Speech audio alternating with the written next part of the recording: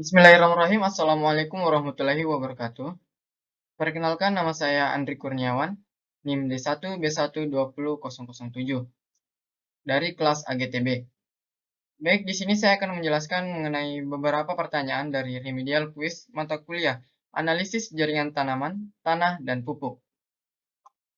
Pada pertanyaan pertama, apa persyaratan data karakter tanah, jaringan tanaman, dan pupuk yang dilaporkan melalui suatu laporan dari laboratorium? Yang pertama, ada data karakter tanah yang diperoleh harus minim dari terjadinya bias atau kesalahan atau terjadinya error. Kedua, perlu mengetahui sumber bias, baik dari lapangan maupun dari laboratorium. Dan yang terakhir ada tingkat homogenitas yang harus tinggi. Pada pertanyaan kedua, hal-hal apa yang menjadi perhatian serius dalam tahapan penentuan sifat atau konsentrasi analit dalam sampel tanah, jaringan tanaman, dan pupuk?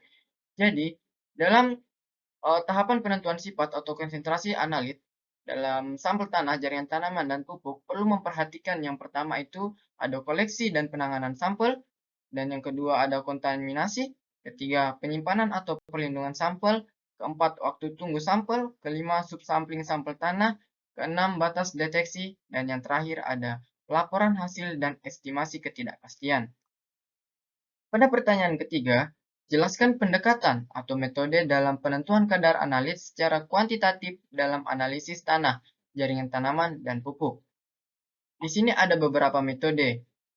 Yang pertama ada gravimetri, di mana gravimetri merupakan salah satu metode kimia analitik untuk menentukan kuantitas suatu zat atau komponen yang telah diketahui dengan cara mengukur berat komponen dalam keadaan murni telah melalui proses pemisahan.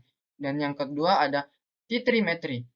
Titrimetri dikenal juga sebagai titrasi, adalah metode analisis kimia kuantitatif yang umum digunakan untuk menentukan konsentrasi dari suatu analit yang telah diketahui.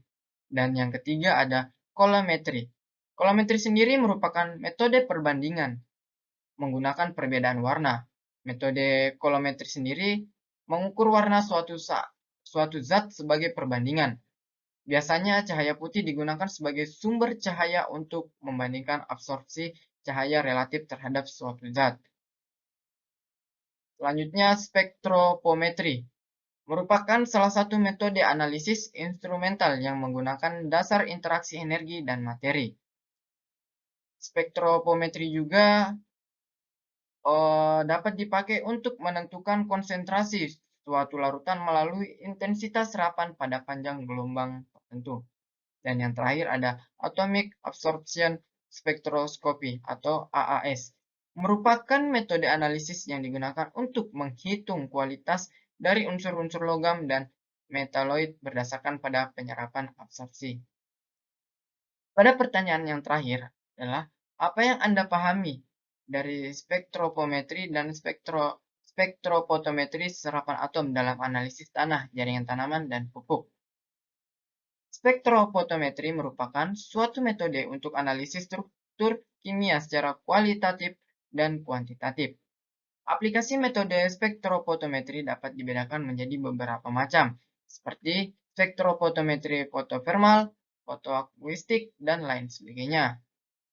Salah satu bagian dari spektrometri ialah spektrometri serapan atom atau SSA, merupakan metode analisis unsur secara kuantitatif yang pengukurannya berdasarkan penyerapan cahaya dengan panjang gelombang tertentu oleh atom logam dalam keadaan yang bebas.